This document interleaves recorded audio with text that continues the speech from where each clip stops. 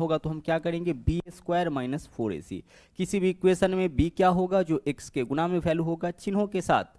उसी तरह से ए क्या होगा, जो एक्स स्क्वायर के गुना में होगा, और सी क्या होगा, जो कांस्टेंट वैल्यू होगा। तो डी का वैल्यू निकालने का तरीका क्या हो गया आपका, बी स्क्वायर माइनस 4ac। अब जब आप डी का मान निकाल लोगे तो फिर हम क्या करेंगे, इस डी के वैल्यू को हम चेक करेंगे। डी का वैल्यू क्या हो सकता है, डी का वैल्यू 3 केस यहाँ पे बनता है, गौर से देखिएगा।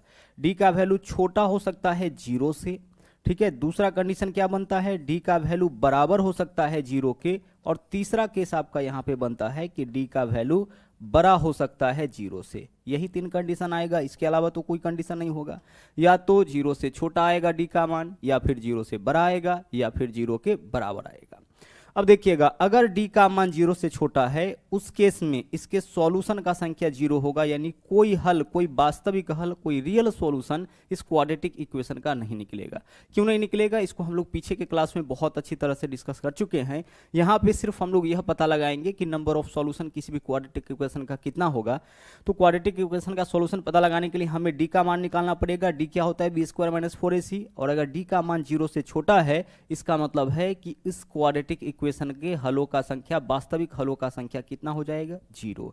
अगर डी का मान 0 के बराबर आया, इसका मतलब कि वास्तविक हलों का संख्या कितना हो जाएगा, 1। अगर किसी भी क्वाड्रेटिक इक्वेशन में डी का मान 0 है, इसका मतलब है कि अगर हम उस क्वाड्रेटिक इक्वेशन को सोल्व करेंगे तो हमें एक सॉल्यूशन प्राप्त होगा, ठीक है।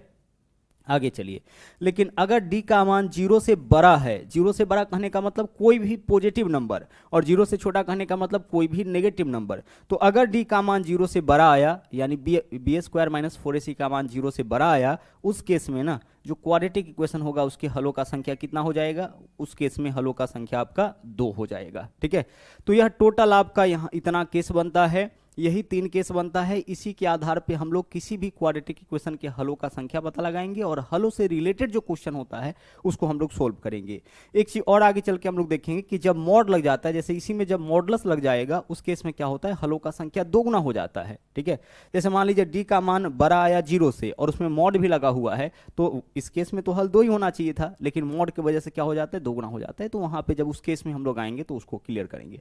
फिलहाल इन तीनों को आप ध्यान रखिएगा। देखिए बिल्कुल सीरियल से आप याद रखिए, डी का मान अगर छोटा है 0 से, कहने का मतलब डी का मान अगर नेगेटिव आया फिर कोई हल नहीं निकलेगा, कोई वास्तविक हल नहीं निकलेगा। डी का मान अगर 0 के बराबर आ गया तो फिर एक हल होगा, और अगर डी का मान 0 से बड़ा है उस केस में वास्तविक हलों का संख्या कितना होगा, वास्तविक हलों का संख्या आपका 2 होगा। तो इतना तो आप ध्यान रख सकते हैं, आप इसका स्क्रीनशॉट भी ले सकते हैं।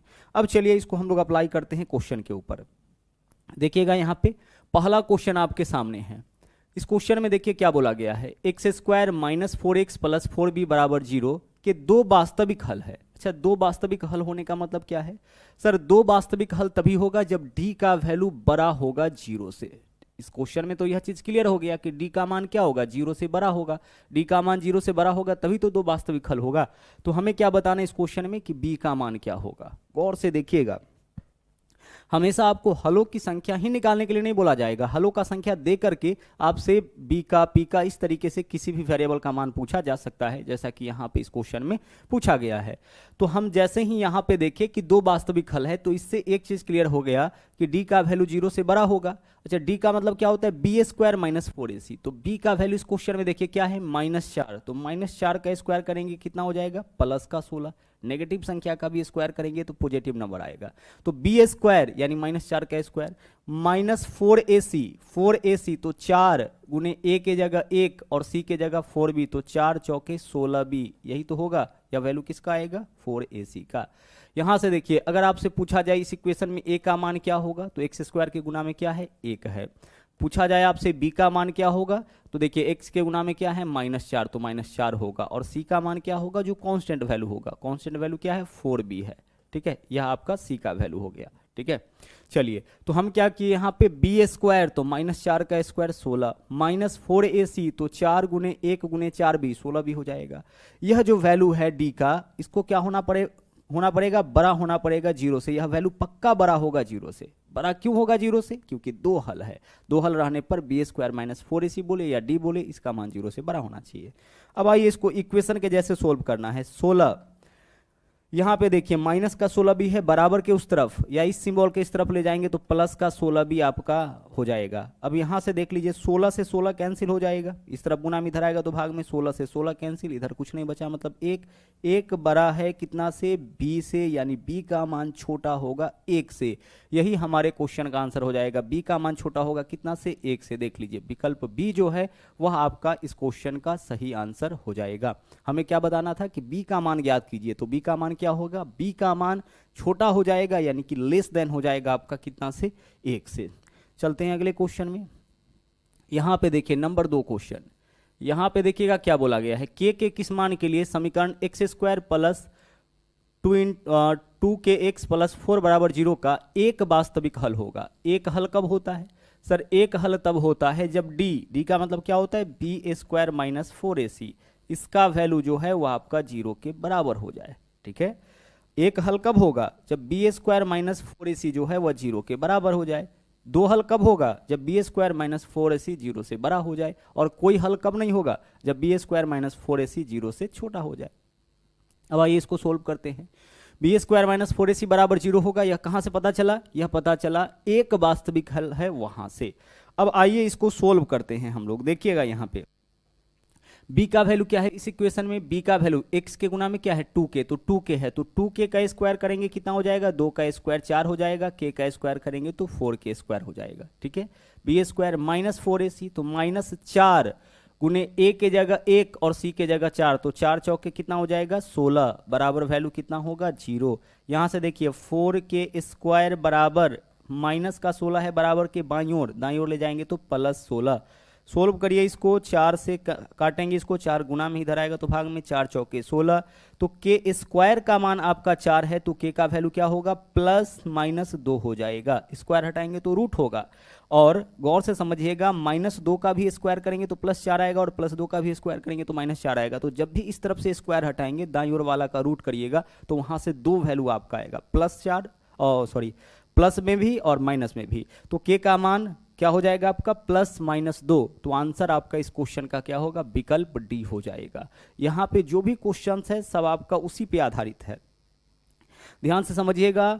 यहां पे आपको मूल बोला जाए या शून्यांक बोला जाए, हल बोला जाए, समाधान बोला जाए, सबका मतलब एक ही होता है। किसी भी क्वाड्रेटिक इक्वेशन को जब आप सोल्व करते हैं तो जो एक्स का वैल्यू आता है, कई बार वैल्यू 2 आ जाएगा, कई बार एक वैल्यू आता है, इसी को हम लोग हल बोलते हैं या फिर सॉल्यूशन बोलते हैं। आगे चलिए नंबर 4 क्वेश्चन को देखिएगा। यहाँ पे नंबर 4 नहीं, यह आपका क्वेश्चन नंबर 3 ही है। नंबर 3 क्वेश्चन, यहाँ पे एक समीकरण दे रखा है, x का पावर है 2/3, क्या है आपका x का पावर 2/3। ठीक है, आगे चलिए प्लस यहाँ पे है x का पावर 1/3, यह वैल्यू 1/3 है, ध्यान रखिएगा। अच्छा, बराबर के बाईं ओर माइनस 2 है, दाईं ओर ले आएंगे तो क्या हो जाएगा, प्लस 2 हो जाएगा। तो क्या इसके लिए हम इतना लिख सकते हैं, हाँ सर लिखा जा सकता है। -2 है, बराबर के दाईं ओर ले जाएंगे +2 हो जाएगा, और यहाँ पे x का पावर 1/3 है। अब हमें क्या करना पड़ेगा, इसके समाधानों की संख्या बताना है, यानी हलों की संख्या बताना है। तो हलों की संख्या बताने के लिए हमें क्या करना पड़ेगा, सबसे पहले तो इसको क्वाड्रेटिक इक्वेशन के फॉर्म में लेके जाइए, फिर उसके बाद हम d का यानी बी स्क्वायर माइनस 4ac का वैल्यू निकालेंगे। अगर बी स्क्वायर माइनस 4ac का वैल्यू 0 के बराबर है तो एक हल होगा, 0 से छोटा है कोई वास्तविक हल नहीं होगा, और अगर 0 से बड़ा है हलों का संख्या कितना हो जाएगा, 2 हो जाएगा। तो पहले आइए इसको क्वाड्रेटिक इक्वेशन में कन्वर्ट करते हैं। यहाँ पे बट्टा में 3 है, तो हमें क्या करना पड़ेगा, यहाँ पे क्यूबिंग बोथ साइड्स करना पड़ेगा। तो नाउ क्यूबिंग बोथ साइड्स, यानी दोनों तरफ घन करने पर, क्यूबिंग बोथ साइड्स, बराबर के दोनों तरफ एक ही काम करने से मान में कोई अंतर नहीं आता है। तो यहाँ पे हम करेंगे cubing both sides. Group D का जो 2018 का पेपर हुआ था वहाँ पे इस तरह का क्वेश्चन आपका पूछा गया था। तो आइए दोनों तरफ क्यूब करते हैं। इस तरफ पहले क्यूब करते हैं, x का पावर क्या है 2/3 और प्लस x का पावर क्या है 1/3। तो सबसे पहले हम करेंगे LHS का क्यूब, तो इस पूरे का करेंगे क्यूब, और बराबर RHS में क्या वैल्यू है 2 है, तो हम 2 का क्यूब करेंगे। अब इसको तोड़िए आप a प्लस बी के होल क्यूब पर। a प्लस बी का होल क्यूब बराबर क्या होता है सर, a प्लस बी का होल क्यूब बराबर होता है, अलजेब्रा में हमने आपको बताया ही होगा, a cube plus B cube plus 3ab into A plus B, यही होता है आपका a प्लस बी का होल क्यूब। तो आइए इस फॉर्मूला के ऊपर आप इसको तोड़ लीजिए। यह वैल्यू आपका यह पूरा वैल्यू a का है, यह पूरा वैल्यू b का है। तो a क्यूब, तो x के पावर 2/3 का क्यूब करिएगा तो यह आपका हो जाएगा x स्क्वायर। आइए देखते हैं, ए के जगह क्या है, एक्स का पावर 2/3, इसका करिए सबसे पहले क्यूब। देखिए पावर के ऊपर पावर, पावर का आपस में गुना, 2/3 से 3 में गुना करेंगे क्या बचेगा, 2x² प्लस ए क्यूब प्लस बी क्यूब, तो इसका क्यूब करिएगा तो यहाँ पे क्या बचेगा, x। बी के जगह क्या वैल्यू है, x का पावर 1/3, जब आप करिएगा बी क्यूब तो इसी का क्यूब होगा, इससे यह कैंसिल x बचेगा। तो ए क्यूब मतलब इसका क्यूब करेंगे x² बचेगा, बी क्यूब इसका करेंगे क्यूब करेंगे x बचेगा, प्लस 3ab, तो 3 गुना ab, ए का मतलब क्या है, x का पावर 2/3 गुना x का पावर 1/3। बेस सेम रहे गुना में रहे तो पावर जुटेगा, तो बेस को एक बार लिखेंगे और 2/3 में 1/3 जोड़ेंगे, 3/3, 3/3 का मतलब क्या होगा 1। तो 3ab का वैल्यू कितना हो जाएगा 1 into A plus B, into क्या है आपका 3ab के बाद a plus B, a plus B मतलब यह a का वैल्यू यह b का वैल्यू, तो a प्लस बी का वैल्यू ऑलरेडी कितना है आपका 2 है, बराबर 2 का क्यूब क्या हो जाएगा 8। बहुत सारा कॉन्सेप्ट यहाँ पे आपको समझना पड़ेगा। फिर से देखिए हमने क्या किया, क्यूबिंग बोथ साइड्स किया। सिंपल सा कॉन्सेप्ट है, अगर फॉर्मूला आपको याद है तो सबसे पहले करेंगे ए क्यूब, तो इसका क्यूब करेंगे x² बचेगा, क्यूब करने का मतलब 3 से 3 कैंसिल, प्लस बी क्यूब करेंगे, क्यूब 3 से 3 कैंसिल, x बचेगा, प्लस 3ab, तो 3 गुने, इन दोनों को जब आप गुना करिएगा ना, यह a का मान है यह b का मान है, तो बेस सेम है गुना में है तो पावर जुटेगा, तो 2/3 में 1/3 जोड़िएगा, 3/3 यानी 1 होगा, तो x का पावर 1 यानी 1 से रह जाएगा 3ab into A plus B, तो यह a का मान यह b का मान, a प्लस बी का वैल्यू ऑलरेडी कितना है 2 है, बराबर में 8 है तो 8। अब यह क्वाड्रेटिक इक्वेशन का फॉर्म ले चुका है आपका। यहाँ पे देखिए 3x गुना 2 कितना हो जाएगा 6x, में x ऐड करेंगे 7x, तो x² प्लस 7x, और इस तरफ देख लीजिए बराबर के दाईं ओर प्लस का 8 है, बाईं ओर लाएंगे तो माइनस का 8, बराबर क्या होगा 0 हो जाएगा। तो सबसे पहले इसको सोल्व करके हम लोग क्वाड्रेटिक इक्वेशन के फॉर्म में लेकर के गए हैं, और अब क्या करेंगे हम चेक करेंगे कि d का मान क्या है। d कहने का मतलब b², तो 7 का स्क्वायर 49 माइनस 4ac, तो 4 गुने 1 गुने 8, 8 चौके 32, यही तो होगा।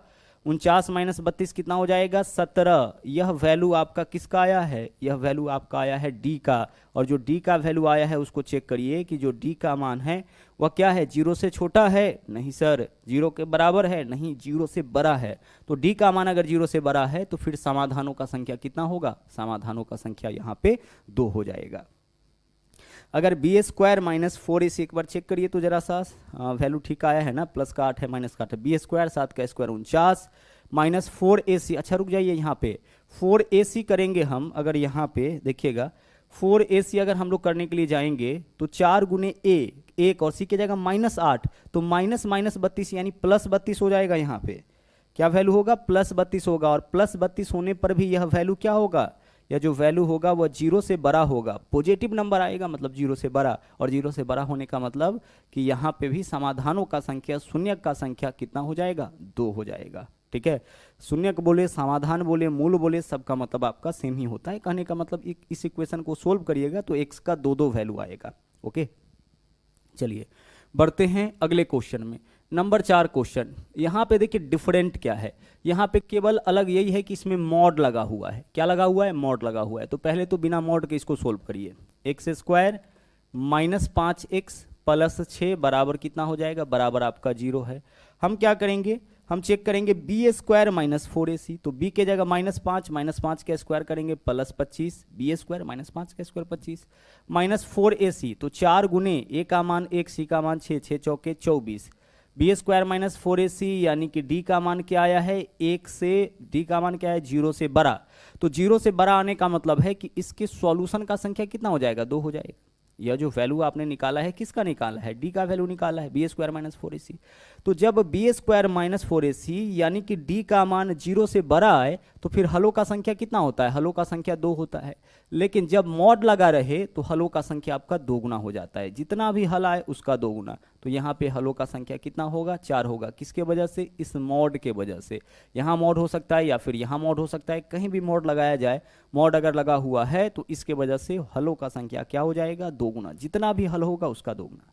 अगर मान लीजिए कि यहाँ पे d का वैल्यू 0 के बराबर आ जाता तो हलों का संख्या कितना होता, 1 होता, लेकिन मॉड के कारण कितना हो जाता, इसका 2 गुना यानी कि 2 हो जाता। अगर d का मान 0 से छोटा आता तो हलों का संख्या 0 होता, 0 से छोटा या नेगेटिव नंबर 0 होता, 0 का 2 गुना करेंगे क्या हो जाएगा, आपका 0 हो जाएगा।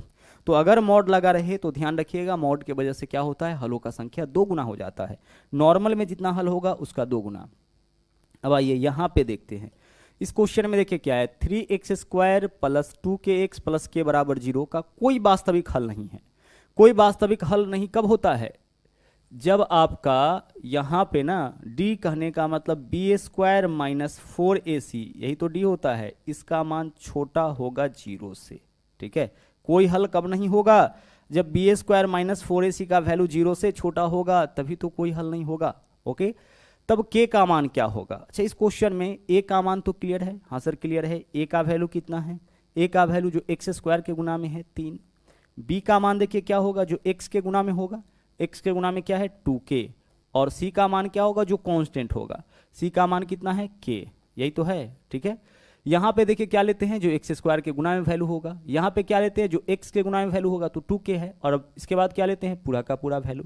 तो a b c सब का मान क्लियर है। यहाँ पे क्या है b², तो 2k का स्क्वायर कितना हो जाएगा 4k², यही तो होगा b² माइनस 4ac, तो 4 गुने a के जगह 3, 12k हो जाएगा, और इसका वैल्यू क्या होगा, छोटा होगा 0 से। अब सोल्व करिए इसको एज ए इक्वेशन, 4k² छोटा होगा कितना से, 12k से। इसको अगर हम इस सिंबल के उस तरफ ले जाएंगे, जस्ट वैसे ही कैलकुलेशन होता है जैसे बराबर के चिन्ह के साथ होता है। अब काटिए इसको, 4 से काटिएगा क्या होगा, 4 से काटिएगा यहाँ पे 4 तिया 12 हो जाएगा, k से काटेंगे स्क्वायर कैंसिल होगा, यहाँ पे k बचेगा। तो क्या आया आपका, k का मान छोटा होगा कितना से, 3 से। k का मान 3 से छोटा किस ऑप्शन में है, k का मान 3 से छोटा, यहाँ पे तो k का मान बड़ा है 3 से, आंसर नहीं होगा। k का मान बड़ा है 3 से, आंसर नहीं होगा। k का मान छोटा है 0 से, आंसर नहीं होगा। तो विकल्प सी में ही आपका बचता है k का मान छोटा है 3 से। हालांकि एक कंडीशन और लगाया है, लेकिन बाकी 3 कंडीशन तो आपका ऑलरेडी गलत है। तो जो यहाँ पे कंडीशन है वही हमारा आंसर होगा। इसी में क्या है, k का मान छोटा है 3 से। तो इस इक्वेशन को सोल्व करके हम लोग किसका वैल्यू निकाल लिए हैं, k का वैल्यू निकाल लिए हैं। तो कोई भी इक्वेशन हमारे सामने दिया जाए, कोई भी क्वाड्रेटिक इक्वेशन दिया जाए, हम क्या करेंगे, हम d का वैल्यू निकालेंगे, यानी b² माइनस 4ac करेंगे। वहां से जो वैल्यू आएगा उससे यह आपका पता चल जाएगा कि यहाँ पे जो क्वाड्रेटिक इक्वेशन दिया गया है उसके हलों का संख्या कितना होगा। फिर से समझिएगा, अगर d का वैल्यू 0 से छोटा आया कोई वास्तविक हल नहीं होगा, अगर d का वैल्यू 0 के बराबर आया तो एक हल होगा, और अगर 0 से बड़ा होगा तो क्या होगा, हलों का संख्या 2 होगा। यहाँ पे कोई वास्तविक हल नहीं, इसका मतलब इसका वैल्यू 0 से क्या होगा, छोटा होगा। बाकी कैलकुलेशन इसी के आधार पर हम लोग कर लिए हैं। सबसे पहले जो दोनों रेंज दे रखा है उसको लिखिए। दे रखा है आपका 250 से लेकर के कहां तक, 1000 तक, दोनों रेंज लिख दिए। अब बोला है आगे कि 250 से 1000 तक, इस भाषा को गौर से देखिएगा। यहां पे कई बार लिखा रहता है बीच और कई बार तक। तो जब तक बोलेगा उस केस में क्या करना है आपको, कि पहले वाला में से एक कम कर लेना है तक रहने के केस में, और बीच बोलेगा तो बाद वाला में से एक कम करना है। ठीक है, from zero to hero batch में हमने आपको डिवाइजर टॉपिक पढ़ाया है, उसमें बहुत ही अच्छी तरीके से इन चीज़ों को हमने समझाया है। क्या करना है, तक अगर बोलेगा तो पहले वाला में से एक कम, और बीच बोला जाए तो बाद वाला में से एक कम। अब आगे हमें क्या बताना है कि 5, 6 और 7 से, 3 संख्या दे रखा है, 5, 6 और 7, इससे विभाजित होने वाली कुल कितनी संख्याएं। तो जब भी एक से अधिक संख्या बोलेगा तो उसके एलसीएम से चेक करेंगे। तो 5, 6 और 7 का एलसीएम कितना हो जाएगा, 6 5 30 7 210। इन तीनों के बदले हम एक नंबर लेंगे, वह क्या होगा, 210 होगा। जैसे क्वेश्चन में अगर बोला जाता 5 और 3, तो 5 और 3 का एलसीएम लेते, कितना हो जाता, 15। तो जब भी एक से अधिक नंबर से चेक करना हो तो हम उसके एलसीएम से चेक करेंगे। तो हमें अल्टीमेटली क्या चेक करना है कि 210 से कटने वाली कुल कितनी संख्याएं। तो इसमें भी भाग करेंगे हम 210 से, और इसमें भी भाग करेंगे 210 से, और इसका निकाल लेंगे यहाँ पे अंतर। अंतर का मतलब क्या होता है, बड़ी वैल्यू माइनस छोटी वैल्यू। जो बड़ा वैल्यू होगा उसमें से छोटे वैल्यू को घटा लेंगे। कैलकुलेशन करिए, 250 में से 1 माइनस करिएगा, क्या होगा, 249। 249 में 210 से भाग करेंगे, कितना बार भाग होगा, मात्र एक बार भाग होगा। 210 का पहाड़ा हम 249 को काटने के लिए कितना बार पढ़ सकते हैं, एक बार। तो एक लिखेंगे, पॉइंट में आपको नहीं जाना है, केवल भागफल लिखना है। आगे यहां से इसको काटिए, 21 का पहाड़ा कितना बार हम पढ़ सकते हैं, 5 बार में ज्यादा हो जाएगा, 4 बार। तो 4, बड़ी वैल्यू में से छोटी वैल्यू, तो 4 माइनस 1 कितना होगा, 3।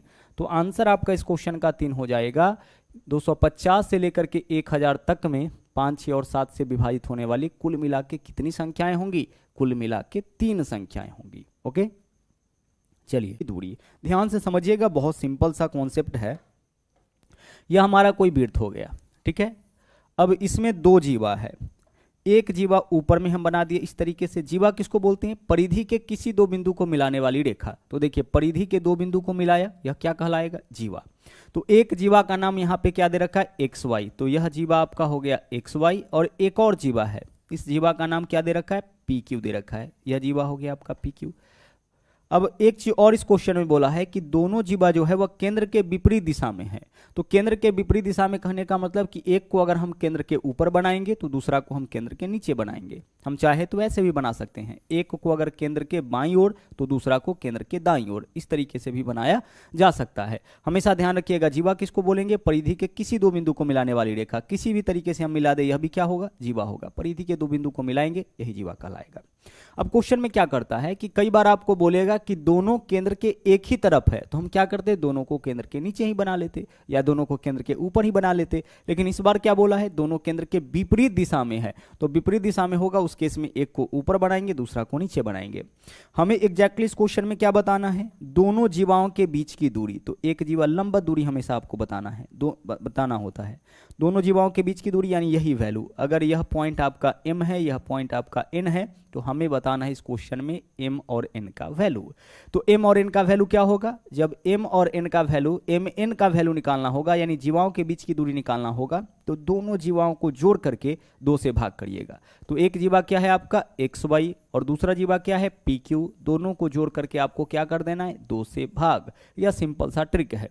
जब भी आपसे क्वेश्चन में ना दो जीवाओं के बीच की दूरी पूछे तो आपको करना यह है कि दोनों जीवाओं को जोड़ करके भाग करना है 2 से। तो एक जीवा का लंबाई देख लीजिए, जो XY जीवा है इसका लंबाई कितना है आपका? 12 था इस जीवा का लंबाई XY, और दूसरा जीवा का लंबाई कितना है? 16। PQ का लंबाई 16। तो XY के जगह 12, PQ के जगह 16, 12 + 16/2, 28/2 यानी कितना हो जाएगा? 14। तो दोनों जीवाओं के बीच की दूरी आपका हो जाएगा 14 सेंटीमीटर, यानी विकल्प डी आपका इस क्वेश्चन का सही आंसर होगा। लेकिन कई बार क्या होता है कि इस तरीके से भी क्वेश्चन पूछा जाएगा। अगर क्वेश्चन में यह बोल दिया जाए कि दोनों जीवा केंद्र के एक ही तरफ है, तो अगर यहाँ पे केंद्र है तो एक जीवा यहाँ पे और दूसरा जीवा हम क्या करेंगे? यहाँ पे बनाएंगे। अब इसके बीच का दूरी सोचिए जरा सा, इसके कंपैरिजन में कम होगा या ज्यादा? सर इसके कंपैरिजन में तो बहुत कम हो जाएगा, क्योंकि दोनों जीवा एक ही तरफ है। तो जब दोनों जीवा एक ही तरफ होगा, उस केस में ना, जब विपरीत दिशा में होता है तो क्या करते हैं? दोनों को जोड़ करके 2 से भाग करते हैं। जब दोनों एक ही तरफ होगा तो दोनों को घटा करके 2 से भाग करेंगे। जैसे 12 सेंटीमीटर और 16 सेंटीमीटर दो जीवा दोनों केंद्र के एक ही तरफ है, तो दोनों के बीच की दूरी क्या होगा? 16 - 12/2। बड़ी वैल्यू में से छोटी वैल्यू घटाइएगा। 16 में से 12 माइनस करेंगे 4, 4/2 यानी कितना हो जाएगा? 2 हो जाएगा। तो आपको ध्यान क्या रखना है कि जब भी दो जीवाओं के बीच की दूरी आपसे पूछा जाए तो एक सिंपल सा इसका ट्रिक यह हो गया कि या तो दोनों को जोड़ करके 2 से भाग करेंगे, दोनों जीवाओं की लंबाई को जोड़ करके 2 से भाग करेंगे, या फिर घटा करके 2 से भाग करेंगे। अगर विपरीत बोले या बोले कि दोनों जीवा केंद्र के विपरीत दिशा में है, तब जोड़ के 2 से भाग, क्योंकि उसके इसमें बड़ा हो जाएगा, ज्यादा हो जाएगा इसके बीच की दूरी। और अगर एक ही दिशा में होगा तो घटा करके 2 से भाग। चलिए चलते अगले क्वेश्चन से। क्या है? इससे आपका छोटा है। ठीक है, चलिए बढ़ते हैं अगले क्वेश्चन में। आगे देखिए क्या है, सभी अपरिमेय संख्याएं होती है। जो भी अपरिमेय संख्या होगा वह क्या होगा? आपका वास्तविक संख्या होगा, रियल नंबर होगा। इसको भी आप समझ लीजिए कि वास्तविक संख्या किसको बोलते हैं और अवास्तविक संख्या किसको बोलते हैं। देखिएगा यहाँ पे रूट के भीतर अगर कोई संख्या नेगेटिव चिन्ह के साथ आ जाए ना, तो यह केवल होता है अवास्तविक संख्या, यानी कि इमेजिनरी नंबर। इसको हम लोग काल्पनिक संख्या भी बोलते हैं। तो ऐसी संख्या का केवल कल्पना किया जा सकता है कि रूट के भीतर कोई संख्या नेगेटिव फॉर्म में आए। कभी आप कैलकुलेशन में ऐसी संख्या का यूज नहीं करते हैं। प्लस करने में, माइनस करने में, गुणा करने में, किसी भी प्रकार के मैथमेटिकल ऑपरेशन के दौरान आप इस तरह के संख्या का यूज नहीं किए होंगे। √7 का यूज किए होंगे, √13 का भी यूज किए होंगे, लेकिन इस प्रकार के संख्या का यूज नहीं किए होंगे। तो यह क्या है? आपका एक इमेजिनरी नंबर है, काल्पनिक संख्या है, अवास्तविक संख्या। इसके अलावा जो भी संख्या बच गया सब का सब आपका क्या है? वास्तविक संख्या। चाहे आप पूर्ण संख्या पढ़िए, पूर्णांक पढ़िए, सम पढ़िए, सम पढ़िए, विषम पढ़िए, भाज्य अभाज्य, जो भी है सब का सब क्या है? वास्तविक संख्या का ही प्रकार है। सब वास्तविक संख्या है, लेकिन केवल यह क्या है? अवास्तविक संख्या। तो सभी अपरिमेय संख्या पक्का क्या होगा? पक्का वास्तविक संख्या होगा, क्योंकि अपरिमेय संख्या का मतलब क्या है? रूट के भीतर वैसी संख्या जिसका वर्गमूल न निकले। ठीक है, इस तरह का जो संख्या है उसी को तो हम लोग बोलते हैं अपरिमेय। तो यह अपरिमेय है, लेकिन क्या है? वास्तविक है। इसी तरीके से हम इस तरह से संख्या लिखते हैं 3.14 ...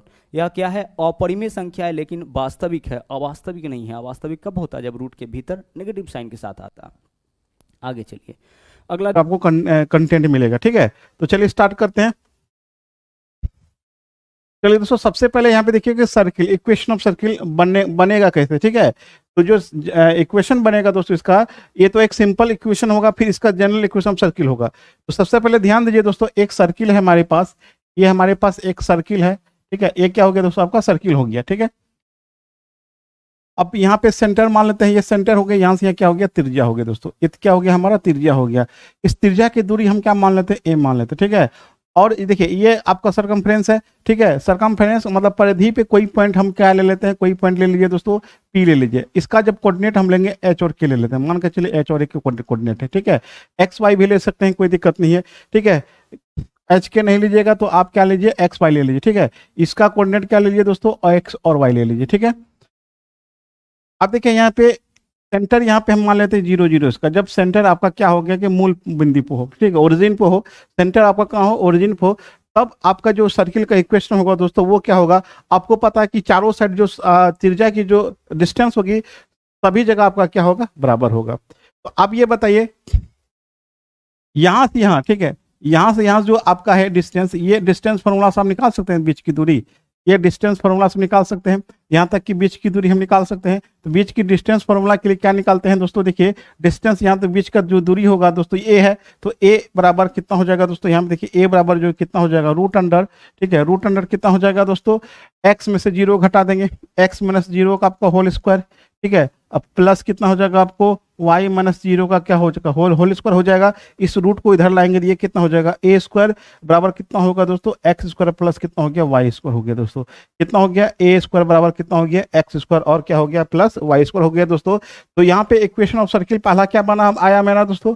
इक्वेशन ऑफ सर्किल। ठीक है, equation of circle, equation of circle देखिए क्या आया आपको? क्या आ गया? X square plus Y square बराबर कितना हो जाएगा दोस्तों? हमारा ए स्क्वायर हो जाएगा। यही हमारा पहला इक्वेशन ऑफ सर्किल होगा। X square plus Y square बराबर कितना हो गया? A square. ठीक है, ये भी हमारा सर्किल का इक्वेशन ही है। तो इसमें एक फिगर अब हम ड्रॉ करते हैं। आप इसमें यदि दिक्कत होगा तो यहाँ इधर देख लीजिए। ठीक है, यहाँ आपको आसानी से समझ में आएगा। उसी इक्वेशन को दूसरे तरीके से भी हम निकाल सकते हैं। मान के चलिए आपका यहाँ पे कोऑर्डिनेट कितना आपको 0 0 है। ठीक है, ये आपका क्या हो गया? त्रिज्या ए हो गया। ठीक है, अब यहाँ से देखिए ये जो होगा, ये डिस्टेंस, ये डिस्टेंस होगा दोस्तों, ये डिस्टेंस, यहाँ का कोऑर्डिनेट हम क्या ले लिए हैं दोस्तों? एक्स और वाई कोऑर्डिनेट ले लिए। इस पॉइंट का कोऑर्डिनेट कितना ले लिए दोस्तों? एक्स और वाई ले लिए हैं। तो एक्स वाई कोऑर्डिनेट का लेने का मतलब क्या हो गया दोस्तों? तो ये देखिए कि ये एक्स का वैल्यू होगा दोस्तों, ये क्या होगा? एक्स का वैल्यू होगा। ये क्या होगा? आपको वाई का वैल्यू होगा। ये क्या होगा? आपको वाई का वैल्यू होगा दोस्तों। ये क्या होगा? हमारा एक्स का वैल्यू होगा, और ये क्या होगा? हमारा ये y का वैल्यू होगा। तो आपको पता है कि समकोण त्रिभुज में ये क्या होता है दोस्तों? इतना बराबर ये जो हमारा निकलेगा, तो ये कर्ण हो गया, तो कर्ण बराबर कितना हो गया? ए स्क्वायर बराबर कितना होगा दोस्तों? आपको एक्स स्क्वायर प्लस कितना हो गया? Y square. ये तो मेरा इक्वेशन आया था दोस्तों, यही मेरा क्या आ गया? इक्वेशन आ गया। यहाँ पे सर्किल का जो इक्वेशन आया हमारा क्या आ गया दोस्तों? X square plus Y square बराबर कितना हो गया? A square. कब? जब आपका सेंटर क्या हो? आपको 0 0 हो, मतलब मूल बिंदु। यदि आपका सेंटर कहाँ पे? ओरिजिन हो। सेंटर यदि आपका ओरिजिन पे हो, ठीक है, सेंटर कहाँ पे होना चाहिए? आपका ओरिजिन। ठीक है, यदि सेंटर ओरिजिन पे होगा दोस्तों, इक्वेशन ऑफ सर्किल क्या बनेगा दोस्तों? X square plus Y square बराबर कितना हो गया? A square. आप निकालने भी आप निकाल सकते हैं आसानी से। ठीक है, चलिए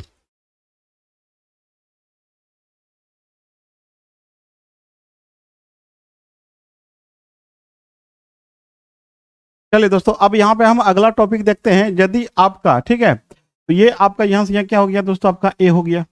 ये पॉइंट कितना लिए थे? पी एक्स और वाई लिए थे दोस्तों। कितना लिए थे हम? एक्स और वाई लिए थे। ठीक है, यदि पॉइंट आपका अल्फा और बीटा हो, सेंटर हमारा क्या हो? अल्फा बीटा हो। सेंटर क्या हो दोस्तों? यदि हमारा सेंटर कितना लेते हैं? अल्फा और बीटा। सेंटर ले लेते हैं कितना? अल्फा और बीटा। इस पॉइंट का कोऑर्डिनेट यदि हम अल्फा और बीटा ले लेते हैं, तब हमारा जो सर्किल का इक्वेशन बनेगा वो क्या बनेगा दोस्तों? यहाँ पे देखिएगा, ये अल्फा और बीटा इस सेंटर का कोऑर्डिनेट है, और इसका कोऑर्डिनेट कितना? आपको p इंटू एक्स, मतलब एक्स और वाई कोऑर्डिनेट है। तो आपको डिस्टेंस फॉर्मूला यहाँ से आप लगा सकते हैं।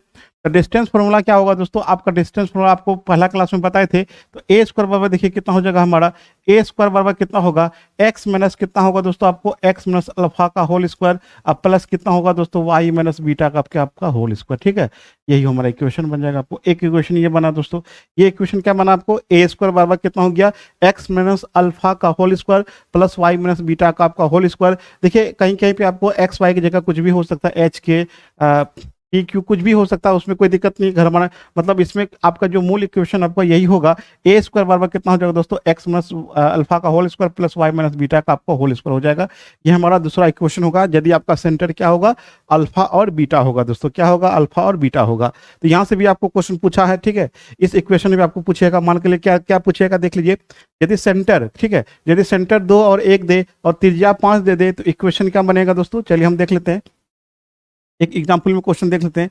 यदि आपका सेंटर, ठीक है, सेंटर का कोऑर्डिनेट यदि 2 और 1 दे दे, ठीक है, सेंटर का कोऑर्डिनेट 2 और 1 दे दे और त्रिज्या मान के चलिए 5 दे देगा, तो इक्वेशन क्या बनेगा दोस्तों, क्या बनेगा, एक्स माइनस अल्फा का होल स्क्वायर प्लस क्या बनेगा, वाई माइनस बीटा का आपका होल स्क्वायर, अब प्लस कितना हो जाएगा, बराबर आपका कितना हो जाएगा आपको ए स्क्वायर। ठीक है, तो अब यहाँ देखिए एक्स माइनस अल्फा, तो x minus alpha, x minus alpha मतलब कितना हो गया आपको 2 हो गया, एक्स माइनस 2 का आपका whole square plus Y minus 1 का होल स्क्वायर हो जाएगा, अब प्लस कितना हो जाएगा आपको 5 का स्क्वायर हो जाएगा। इसको सॉल्व कितना हो जाएगा, ये एक्स स्क्वायर हो जाएगा प्लस 4 हो जाएगा, माइनस कितना हो जाएगा 2x हो जाएगा, आपके आगे आइएगा तो कितना हो जाएगा वाई स्क्वायर हो जाएगा, प्लस कितना हो जाएगा 1 हो जाएगा। ठीक है, 1 हो जाएगा माइनस 2y हो जाएगा और 5 इधर लाएगा, कितना हो गया माइनस 25 बराबर कितना हो गया आपको 0 हो गया।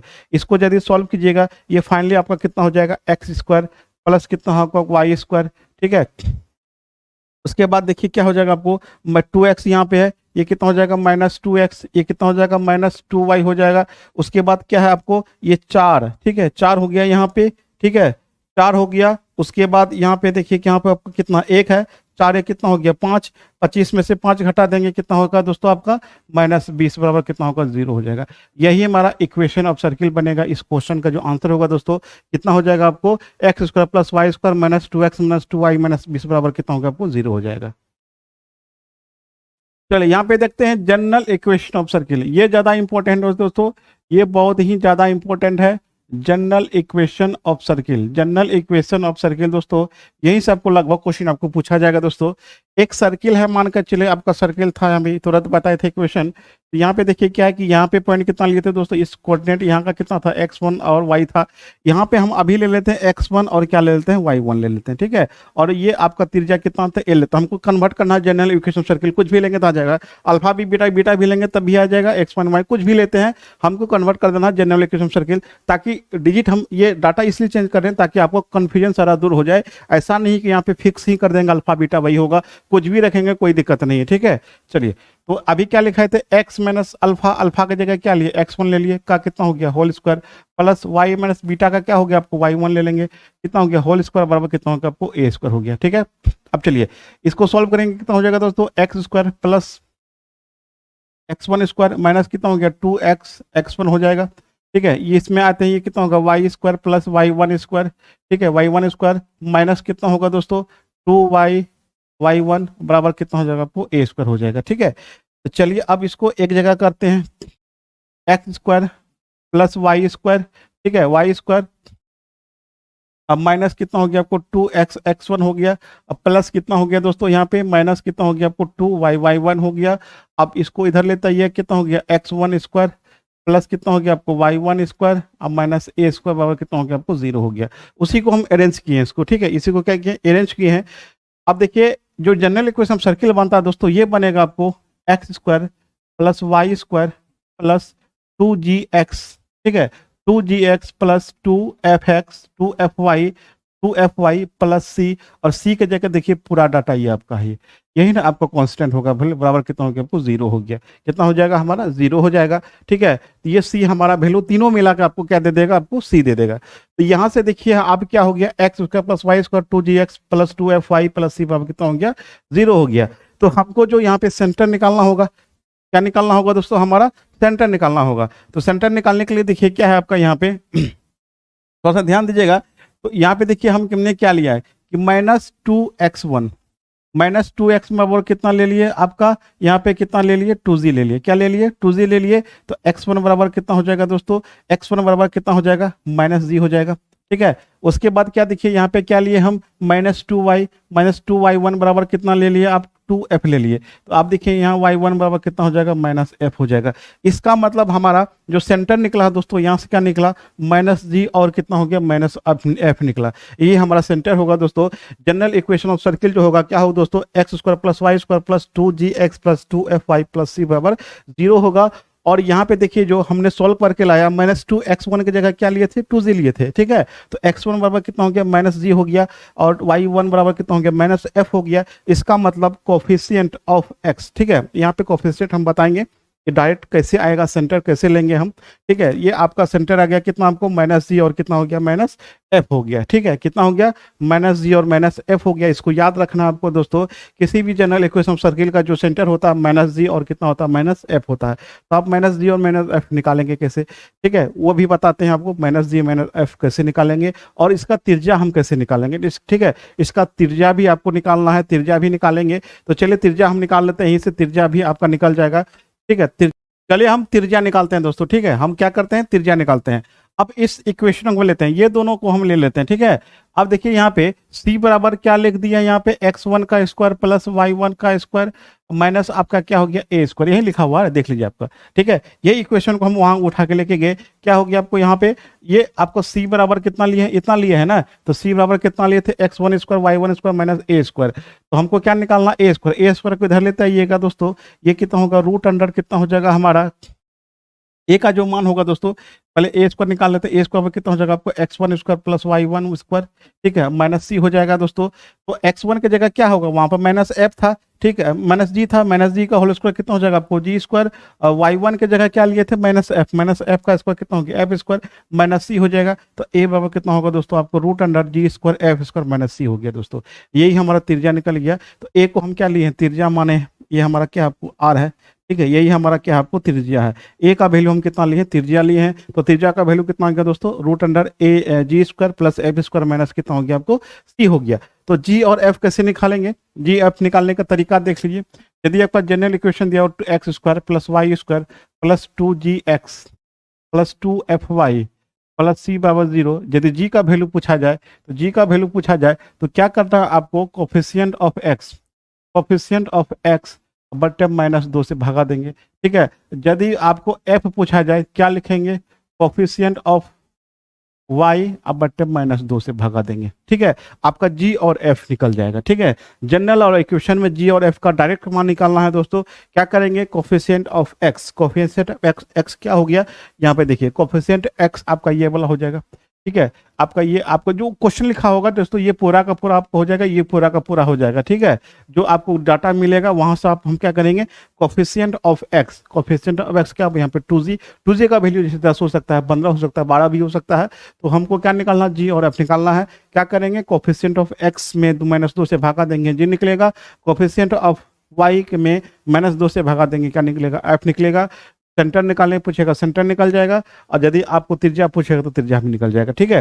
तो ये हमारा इतना था आज का जो सेशन था दोस्तों, ये थ्योरी था। अब हम क्वेश्चन की तरफ बढ़ते हैं, सारे से 2 या 3 क्वेश्चन लेंगे, फिर हम पूछा हुआ क्वेश्चन के भी सोल्व करेंगे। चलिए अगला टाइप का क्वेश्चन देखिए, इस टाइप का है, क्या कहता है कि x² y² minus 8x minus 12y minus 48/0, तो वृत्त का केंद्र तथा त्रिज्या कितना होगा दोस्तों। तो सेंटर निकालने के g और f चाहिए। तो सबसे पहले g निकालने के लिए क्या करना है आपको, जो आपका इक्वेशन होता है दोस्तों, क्या है आपका इक्वेशन, आपका यही इक्वेशन है ना, तो क्या लिखते हैं, -2 coefficient of x, coefficient of x क्या है, -8 है, कितना हो गया -8 बाबा, कितना हो गया आपको 4 हो गया।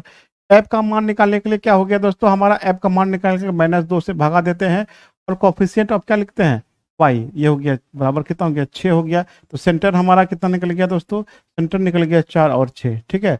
अब हमको क्या निकालना है, त्रिज्या। त्रिज्या निकालने के लिए क्या दोस्तों, √g² plus f square minus c होता है, ठीक है। चलिए g का मान कितना हो गया, g का मान आपका 4 चौके 16 हो गया, ठीक है, 4 चौके 16 हो गया, 4 36 हो गया, आपका -c, तो माइनस माइनस कितना हो गया +48, इसको जोड़ दीजिएगा दोस्तों, आपका ये कितना आ जाएगा 100 आ जाएगा, बाबा कितना हो गया 10, ठीक है। त्रिज्या का मान कितना आ गया 10 आ गया, हमारा सेंटर कितना हो गया 4 और 6, त्रिज्या कितना हो गया 10 हो गया। अगला क्वेश्चन देखिए, अगला भी क्वेश्चन आपका ये इक्वेशन दिया हुआ है, इसका वृत्त का केंद्र और क्या निकालना है आपको, त्रिज्या निकालना है। तो जी निकालेंगे, जी निकालने के लिए -2 से भगा देते हैं, कोफिशिएंट ऑफ एक्स लेते हैं -2 बाबा कितना हो गया आपका 1 हो गया। उसके बाद एफ लेते हैं, एफ क्या लेते हैं -2 कितना कोफिशिएंट ऑफ कितना है आपको +4 कितना हो गया -2 हो गया। सेंटर क्या निकल गया दोस्तों हमारा 1 और -2 निकल गया। अब हमको क्या चाहिए, त्रिज्या चाहिए। त्रिज्या के लिए क्या करना है आपको, जी² + f², 1 का स्क्वायर प्लस 2 का स्क्वायर, ठीक है। अब माइनस सी मतलब -c आपका आएगा, ये इधर जो आएगा दोस्तों कितना होगा -8 होगा, माइनस माइनस कितना हो गया +8 हो गया। ये कितना हो गया 8 2 10 2 2 4 होगा ना, ये कितना हो जाएगा आपको 1 + 4 + 8 4 12 रूट अंडर कितना हो जाएगा हमारा 13 हो जाएगा। कितना हो जाएगा रूट अंडर 13 हमारा आंसर हो जाएगा। अगला क्वेश्चन देखिए, अगला क्वेश्चन कहता है कि x² y² - ax - b = 0 वृत्त का केंद्र तथा त्रिज्या कितना होगा। तो जी मान निकाल लीजिए, तो जी बराबर कितना होगा दोस्तों -2 कोफिशिएंट ऑफ x, ठीक है, -a बराबर कितना होगा दोस्तों आपको a/2 हो गया। f का मान चाहिए, कोफिशिएंट ऑफ यहाँ पे -2 से भगा देंगे, कोफिशिएंट ऑफ y का -b है तो कितना हो जाएगा आपको -b, ये कितना हो जाएगा आपको b/2 हो गया। हमारा त्रिज्या सेंटर कितना निकल गया दोस्तों a/2 और कितना हो गया b/2 हो गया। हमको क्या चाहिए, त्रिज्या चाहिए। तो त्रिज्या के लिए क्या करना होगा दोस्तों, जी² + f² a/2 का होल स्क्वायर प्लस कितना हो गया आपको b/2 का होल स्क्वायर। अब माइनस आपका कितना हो जाएगा आपको, क्योंकि यहाँ पे c दिया हुआ नहीं है तो c कितना होगा आपको 0 हो जाएगा। 0 है तो इसको लिखना नहीं है, ठीक है। इसी को सॉल्व करेंगे, हमारा क्या हो जाएगा आंसर हो जाएगा, ठीक है। ये कितना होगा दोस्तों आपको a² कितना हो गया 4 हो गया, b² कितना हो गया आपको 4 हो गया। तो ये रूट अंडर a² + b² अब बट्टे कितना हो जाएगा 2 हो जाएगा। यही हमारा त्रिज्या निकलेगा, रूट अंडर a² + b² बट्टे कितना। चलिए दोस्तों हम अब देखते हैं कि पूछा हुआ क्वेश्चन।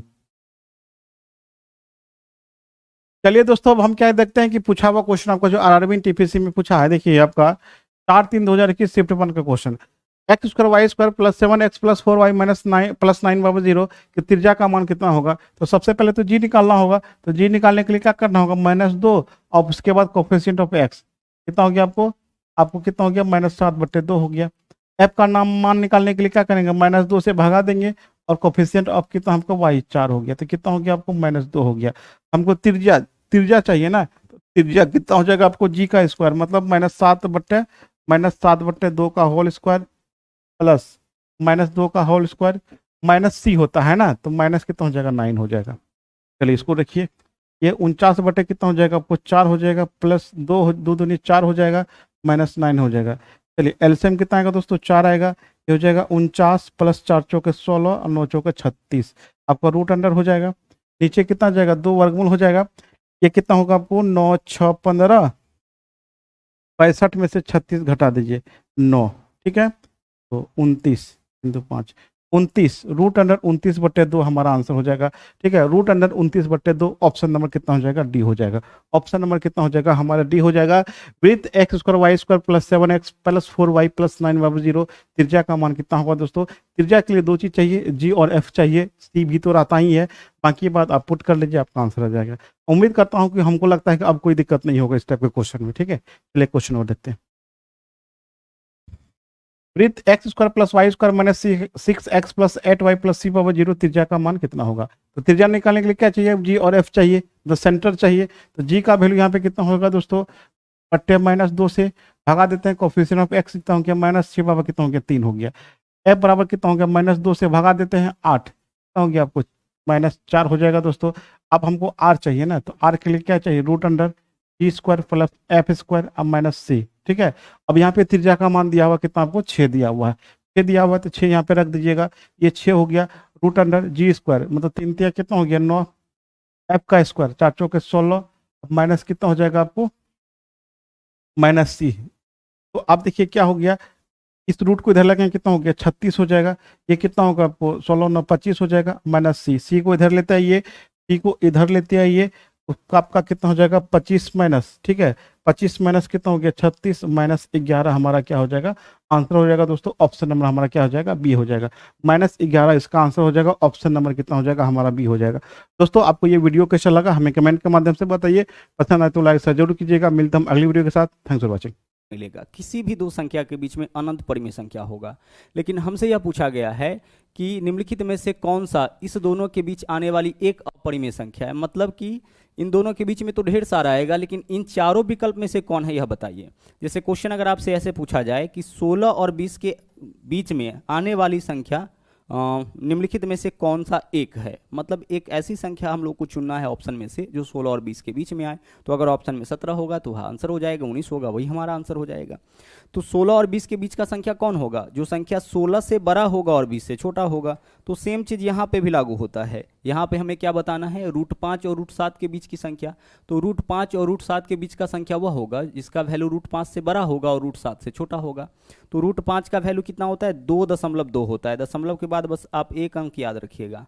और √7 का वैल्यू कितना होता है, 2.6 होता है। ठीक है, यह वैल्यू किसका है, यह वैल्यू आपका है √5 का, और यह वैल्यू है √7 का। अभी हम जस्ट आपको याद कराएंगे √2 का, √3 का, √4 का, √5 का, √7 का, √10 का, √11 का, यहाँ तक अभी हम वैल्यू आपको याद कराएंगे। मात्र 1 मिनट में पूरा वैल्यू आपको याद हो जाएगा। तो सबसे पहली चीज कि हम क्या किए, इसको पॉइंट के फॉर्म में लेके आए। √5 का मान 2.2, √7 का मान 2.6। अब एक ऐसा संख्या आप चुनिए जिसका मान इससे बड़ा होगा और इससे छोटा होगा। तो देखिए 4, यह इसका वैल्यू तो 4 दशमलव कुछ होगा, पूर्णांक 4 है ना, यह भाग पॉइंट में है, तो यह तो 4 से बड़ा है। तो 4 से बड़ा वैल्यू कभी इस दोनों के बीच नहीं आएगा। यह क्या है आपका, 1 है। 1 है मतलब कि इससे जो छोटा वैल्यू होगा वह कभी इसके बीच में नहीं आएगा। इन दोनों के बीच का वैल्यू वही होगा जो इससे बड़ा हो और इससे छोटा हो। 3 को लीजिए, यह भी हमारा आंसर नहीं हो सकता है। यह आंसर क्यों नहीं होगा, क्योंकि यह इस दोनों से बड़ा है। तो जो इस दोनों से बड़ा होगा वह इसके बीच में कैसे आ सकता है। तो हमारा आंसर क्या हो जाएगा, विकल्प सी हो जाएगा। विकल्प सी देखिए 2.2 पूर्णांक 2/5 है। 2 दशमलव पूर्णांक के स्थान पर दशमलव देंगे, 2 में 5 से भाग करेंगे, 4 आएगा, यानी 2.4। इसका वैल्यू निकाल के देखिए 2 दशमलव कितना होगा, 4, जो कि इससे बड़ा है और इससे छोटा है। आइए निकाल के देख लेते हैं। 2 पूर्णांक के स्थान पर लिखेंगे प्लस, और 2 में 5 से भाग करेंगे तो दशमलव डालिए, 20 हो जाएगा। 5 चौके 20, यानी 2 + 0.4 कितना हो जाएगा, 2.4। इस वैल्यू को गौर से देखिए, यह आपका इससे बड़ा है और इससे छोटा है, तो इस दोनों के बीच हो जाएगा। अब चलिए आपको हम मान याद कराते हैं कि कैसे आपको मान याद रखना है। सबसे पहली चीज़ देखिए, √1 का मान तो आपको याद करना नहीं है, क्योंकि √1 का मान कितना होता है, 1 होता है। आगे चलिए, √2 का मान कितना होता है, 1.4 होता है। ठीक है, आगे बढ़ते हैं। √3 का मान कितना होता है, 1.7 होता है। अभी याद कराएंगे, पहले हम लिख देते हैं 1.7। उसके बाद देखिए √4 का तो वैल्यू आपको याद करना नहीं है, यह कितना हो जाता है आपका, 2 हो जाता है। √5 का मान कितना होता है, 2.2 होता है। उसी तरीके से √6 का मान 2.4 होता है। आगे चलते हैं, √7 का जो वैल्यू होता है वह आपका 2.6 हो जाता है। और √8 का जो मान होता है वह आपका कितना हो जाता है, √8 का मान 2.8 हो जाता है। आगे चलिए, √9 का मान तो आपको याद रखना नहीं है, यह तो 3 हो जाता है। और √10 का मान होता है 3.1, और √11 का मान होता है 3.3। इतना से आप अपना काम चला सकते हैं। ठीक है, इतना से आपका काम चल जाएगा। क्या करना है आपको, दशमलव के बाद सिर्फ एक अंक याद रखना है, क्योंकि दशमलव के बाद अगर पूरा आप वैल्यू याद रखिएगा तो फिर इतना डाटा आपको याद रखना मुश्किल हो जाएगा। ठीक है, के बीच बोला है कि आने वाली परिमेय संख्याओं की संख्या कितनी होगी, तो आंसर हमारा अनंत होगा। किसी दो संख्या के बीच, यहाँ तो 5 और 7 है, किसी दो संख्या के बीच में हम अनंत परिमेय संख्या लिख सकते हैं। अनंत कहने का मतलब है कि ऐसा बहुत सारा संख्या होगा भिन्न के फॉर्म में जिसका वैल्यू इससे बड़ा और इससे छोटा हो जाए। 5 और 7, जैसे मान लीजिए अगर हम लिखते हैं 11/2, तो 11/2 का मतलब कितना है, 5.5। 11/2 का मतलब क्या है, 5.5। तो 5.5 क्या है, 5 से बड़ा है और 7 से छोटा है, मतलब इस दोनों के बीच आ जाएगा। और इस तरीके का हम लोग बहुत सारा संख्या लिख सकते हैं। अगर हम आपसे कहें 13/2, तो 13/2 का मतलब क्या है, 13/2 का मतलब 6.5, तो यह भी संख्या इससे बड़ा है इससे छोटा है। तो इस तरह का हम लोग बहुत सारा भिन्न लिख सकते हैं ना, बट्टा में 4, बट्टा में 3, किसी भी फॉर्म में लिख सकते हैं। तो कहने का यह मतलब है कि जब भी आपसे किसी दो संख्या के बीच में पूछा जाए कि कितनी परिमेय संख्या होगी, तो हमारा आंसर क्या होगा, अनंत होगा। ऐसा नहीं कि आप इसमें काउंट कर लीजिए कि 5 और 7 के बीच में तो केवल 6 आता है तो एक संख्या होगा, नहीं, किसी भी दो परिमेय संख्या के बीच में अनंत परिमेय संख्या होती है। अगले x + 1/x का मान दे करके, तो अगर x + 1/x का मान दे दिया कुछ भी और इसके बेसिस पर आपसे पूछ दिया x⁵ + 1/x⁵ का मान, तो देखिए कैसे निकालेंगे। तो इसको समझिएगा, इसका पूरा का पूरा फॉर्मूला देख लीजिए कि क्या होगा। इसका फॉर्मूला होगा आपका x cube plus 1/x cube, ठीक है। अभी पावर कितना है, अभी पावर 3 है। अब इसमें गुना करेंगे, इसमें गुना किससे करेंगे, x square plus 1/x square, ठीक है। चलिए, और इसमें से माइनस क्या कर लेंगे, x प्लस 1/x, यही आपको करना है। इतना कैलकुलेशन करना है। दिखने में बड़ा लग रहा है लेकिन देख लीजिए इसको क्या करना है। x to the power 5 plus 1/x to the power 5 के लिए क्या करना है, एक बार करना है क्यूब, एक बार करना है स्क्वायर, है ना। तो 3, यहाँ देखिए 3 दूना 6 हो जाएगा, तो एक बार माइनस कर लेंगे तो पावर 5 तक पहुंच जाएंगे। यानी x cube plus 1/x cube into x square plus 1/x square minus x plus 1/x। अब x प्लस 1/x का मान a है, तो इसका मान क्या होगा, a क्यूब माइनस 3a। इसका मान क्या होगा, a स्क्वायर माइनस 2, और माइनस इधर वाला का मान क्या हो जाएगा, इसका मान तो सीधे हो जाएगा। देखिए इसका वैल्यू क्या होगा, इसका वैल्यू होगा a क्यूब माइनस 3a, यही तो होता है ना जी। x प्लस 1/x का मान देकर के x cube plus 1/x cube का मान पूछेगा तो यही होगा। इसका मान क्या होगा, यहाँ पे a स्क्वायर माइनस 2 होगा इंटू माइनस यहाँ पे क्या हो जाएगा आपका a हो जाएगा। अब इसका भी एग्जाम्पल देख लेते हैं तब जाकर क्लियर होगा। एग्जाम्पल देखिए और सीधे पैटर्न अपने दिमाग में बिठाने का प्रयास करिएगा। अगर मान लीजिए क्वेश्चन में दे दिया आपका x प्लस 1/x का वैल्यू सपोज करिए कि 3 दे दिया, और इसके बेसिस पर x to the power 5 plus 1/x to the power 5 का मान पूछा, तो पहले हम क्या करेंगे, पहले हम करेंगे x cube plus 1/x cube, इसका तो फॉर्मूला यही है। तो क्यूब करिए तो एक बार करेंगे 3 का क्यूब और एक बार इसको करेंगे 3 गुना, और यहाँ पे क्या करेंगे, घटा लेंगे। इससे किसका मान निकलेगा, इससे निकलेगा x cube plus 1/x cube का मान into x square plus 1/x square का मान निकालेंगे। तो 3 दिया है x प्लस 1/x का मान, तो 3 का स्क्वायर माइनस 2 करेंगे, यही तो करेंगे ना। X square plus 1/x square का मान कैसे निकलेगा, जब x प्लस 1/x का मान दिया है, स्क्वायर माइनस 2, और एक बार माइनस कर लेंगे इसी वैल्यू को। तो x प्लस 1/x का वैल्यू क्वेश्चन में क्या दे रखा है, 3 दे रखा है। देख लीजिए x प्लस 1/x का मान देकर के इसका मान पूछा है, तो एक बार करेंगे x cube plus 1/x cube. तो क्यूब में क्या होता है, एक बार क्यूब, एक बार 3 गुना, घटा लेते हैं। स्क्वायर में क्या होता है, स्क्वायर माइनस 2 होता है, और एक बार सीधे x प्लस 1/x माइनस करना है। अब 3 का क्यूब देख लीजिए 27, 3 तिया 9, 27 में से 9 माइनस करेंगे 18, इसका वैल्यू इंटू 9 में से 2 माइनस करेंगे 7 माइनस 3, 18 7 126 माइनस 3 कितना हो जाएगा, 123। तो यही आपके क्वेश्चन का आंसर हो जाएगा। तो जब भी x टू द पावर 5 का मान पूछे आपसे, तो 3 और 5 के बीच का एक अपरिमेय संख्या कौन सा है, ठीक है। तो 3 को तो हम ऐसे लिख सकते हैं, 3 को हम √9 लिख सकते हैं ना। √9 का मतलब क्या होगा, √9 का मतलब 3 ही तो होगा। जैसे √9 का वैल्यू क्या होता है आपका, 3 होता है, तो 3 के लिए हम √9 भी तो लिख सकते हैं। उसी तरीके से 5 के लिए हम क्या लिख सकते हैं, √25 लिख सकते हैं। दोनों को रूट में हम कन्वर्ट कर लिए, क्लियर। 3 को हम क्या लिख सकते हैं, √9, क्योंकि √9 का मान तो 3 ही होता है, और 5 के लिए क्या लिख सकते हैं, √25। अब आप एक ऐसा संख्या खोजिए जो √9 से बड़ा हो और √25 से छोटा हो। तो विकल्प ए तो हमारा आंसर नहीं होगा, इसलिए हमारा आंसर नहीं होगा क्योंकि बोला है 3 और 5 के बीच। तो 3 और 5 के बीच कहने का मतलब कि √9 और √25 के बीच, ठीक है। चूंकि सब संख्या रूट के रूप में दिया गया था, ऑप्शन रूट के रूप में दिया गया था, इसलिए इसको भी हम लोग रूट के रूप में कन्वर्ट किए। तो √9 और √25 के बीच वही होगा जिसका मान इससे बड़ा होगा, इससे छोटा होगा। तो √3 का मान इससे छोटा है, नहीं होगा। √5 √9 से छोटा है, यह भी नहीं होगा। √27 इस दोनों से बड़ा है, यह भी नहीं होगा। √17 हमारा आंसर हो जाएगा। देखिए √17 √9 से बड़ा है और √25 से छोटा। अगला क्वेश्चन है, 8 व्यक्ति 11 व्यक्तियों के 2 ग्रुप एक स्थान पर मिलते हैं तथा वे सभी एक दूसरे से हाथ मिलाते हैं, कुल कितनी बार हाथ मिलाए जाएंगे। देखिए दोस्तों, इस बार क्या है, 2 ग्रुप दिए गए हैं। एक ग्रुप है आपका 8 व्यक्तियों का और दूसरा ग्रुप है आपका 11 व्यक्तियों का। ये आपका पहला ग्रुप हो गया और ये आपका दूसरा ग्रुप हो गया। आपके पास 2 ग्रुप हैं और ये दोनों ग्रुप आपस में हाथ मिलाते हैं। ये 8 व्यक्तियों वाला ग्रुप ये 11 व्यक्तियों वाले ग्रुप से हाथ मिलाएगा, ठीक है। तो इस क्वेश्चन को देखिए कैसे करते हैं। इसका सही आंसर देखिए, 8 व्यक्ति हैं ये, इसमें पहला व्यक्ति क्या करेगा, इन 11 व्यक्तियों से हाथ मिलाएगा। क्लियर दोस्तों, ये 8 व्यक्ति हैं, इनमें से एक व्यक्ति इन सभी 11 व्यक्तियों से हाथ मिलाएगा, फिर जो दूसरा व्यक्ति होगा वो इन सभी 11 व्यक्तियों से हाथ मिलाएगा, फिर जो तीसरा व्यक्ति होगा वो इन सभी 11 व्यक्तियों से हाथ मिलाएगा। इस तरह क्या होगा, ये 8वां व्यक्ति, पहले ग्रुप के 8वां व्यक्ति दूसरे ग्रुप के 11 व्यक्तियों से हाथ मिलाएंगे।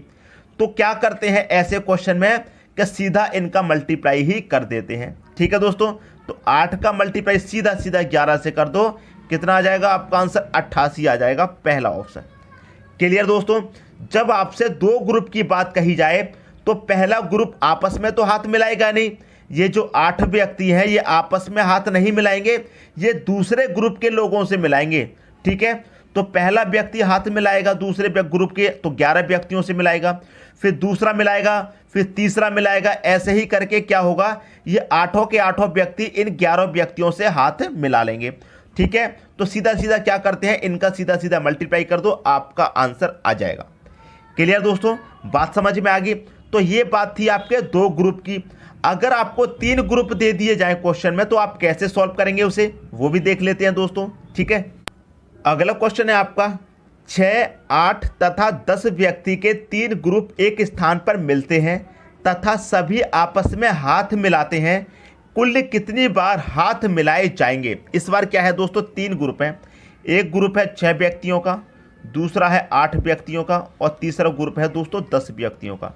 आपके पास क्या है, 3 ग्रुप हैं इस बार, लेकिन कोई बात नहीं, इसको भी बड़े आसानी से हम सॉल्व कर लेंगे। ठीक है, जब 2 ग्रुप रहते थे तो दोनों का मल्टीप्लाई करते थे, इस बार 3 ग्रुप हैं तो मल्टीप्लाई कैसे करना है, देखिए इन दोनों का हमें निकालना है।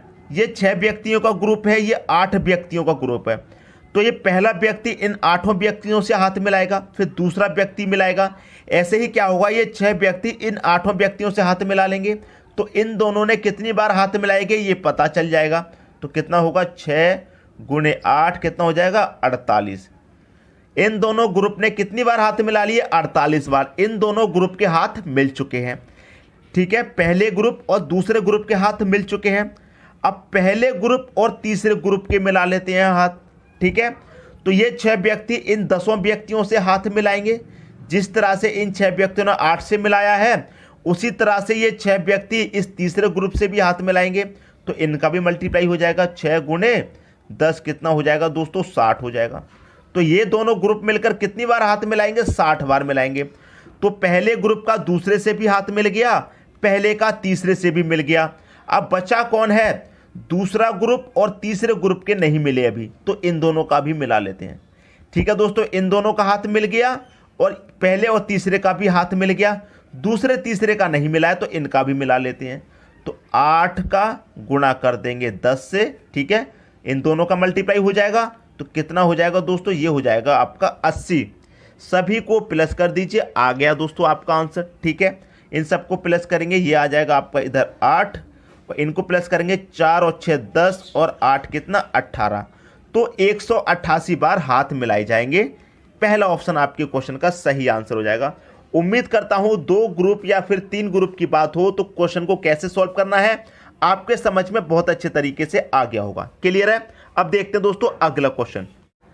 अगला क्वेश्चन है आपका, एक कॉलेज की पार्टी में 30 छात्र इकट्ठा हुए तथा पार्टी समाप्त होने के पश्चात एक दूसरे को उपहार स्वरूप एक एक पेन दिया। कुल कितने पेन का आदान प्रदान हुआ, मतलब कितने पेन बांटे गए। तो ये कौन सा क्वेश्चन है दोस्तों, ये क्वेश्चन है आपका गिफ्ट वाला, उपहार वाला। ठीक है, उपहार वाला क्वेश्चन है। तो क्या करते हैं, फॉर्मूला क्या रहता है, n × n-1। 2 से डिवाइड नहीं करते, 2 से डिवाइड करते हैं जब आपका हाथ मिलाने वाला क्वेश्चन होता है। ठीक है, बस इसको सॉल्व कर दीजिए। n कितना है आपका 30 है, तो 30 रख लो, इंटू 30 में से 1 चला जाएगा, कितना आ जाएगा 29 हो जाएगा। इनका मल्टीप्लाई कर दीजिए आप, ये 0 आ जाएगा दोस्तों आपका लास्ट में। 3 का मल्टीप्लाई 9 से करेंगे 27, 27 का 7, कैरी का 2, 3 दूने 6 और कैरी का 2 कितना हो जाएगा 8। ठीक है दोस्तों, 870 पेन बांटे गए। कितने पेन का आदान प्रदान हुआ, 870 का। पहला ऑप्शन आपके क्वेश्चन का क्या हो जाएगा दोस्तों, सही आंसर हो जाएगा। ठीक है दोस्तों, बात समझ में आ गई। उपहार वाले क्वेश्चन में क्या करते हैं, 2 से डिवाइड नहीं करना। और हमारा 2 से डिवाइड कब करना है, जब आपका हाथ मिलाने वाला क्वेश्चन है। बात समझ में आ गई। अब देखते हैं अगला क्वेश्चन। अगला क्वेश्चन है आपका, एक स्थान पर उपस्थित सभी व्यक्ति एक दूसरे को एक एक गुलाब देते हैं, इस प्रकार कुल 156 गुलाब बांटे जाते हैं, तो व्यक्तियों की संख्या बताइए।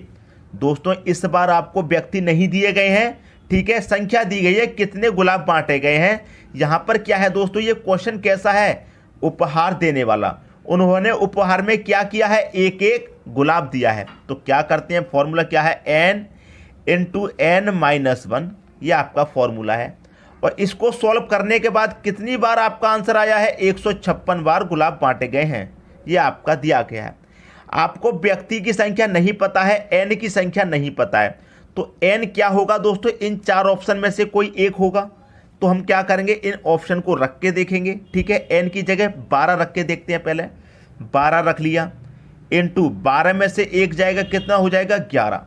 तो 12 का मल्टीप्लाई हम 11 से करेंगे, कितना जाएगा, 11 दूनी 22 का 2, कैरी का 2, 11 एक कम 11 और कैरी का 2 कितना हो जाएगा, ये हो जाएगा 13। तो 132 आया है, आना कितना चाहिए, 156।